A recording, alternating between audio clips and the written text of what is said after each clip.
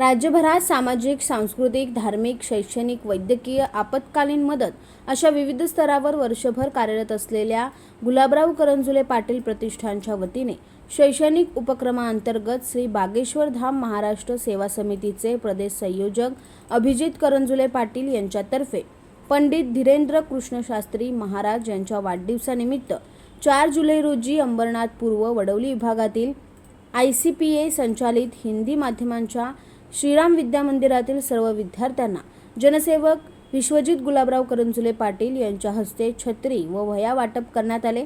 यावेळी शाळेच्या सचिव श्रीमती शोभा कदम यांनी उपस्थित GBK प्रतिष्ठान व भाजप पदाधिकाऱ्यांचे शाल व गुलाब पुष्प देऊन स्वागत केले।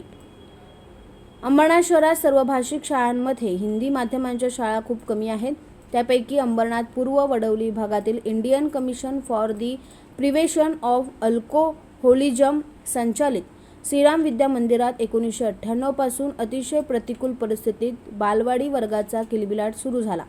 याप्रसंगी शाळेचे अध्यक्ष चंद्रशेखर भागवत, मुख्याध्यापक सोमनाथ तळपे, बीना शर्मा, बबिता जयस्वाल, सुरेश गटरी, स्मिता वाघमारे, संगीता यादव, नलिनी देशमुख आदी शिक्षक वर्ग तसेच भाजपचे दिलीप कांसे, अप्पा कुलकर्णी, लक्ष्मण पंत, ज्योती डोंगरे, ममता त्रिपाठी, रीना मोरे, कंचन मिश्रा, सुनीता लयाळ, भारती तायडे आदी पदाधिकारी उपस्थित होते। या शैक्षणिक साहित्य वाटप कार्यक्रमाचे सूत्रसंचालन शिक्षिका मंजू मौर्य व वर्षा वाणी यांनी केले आहे।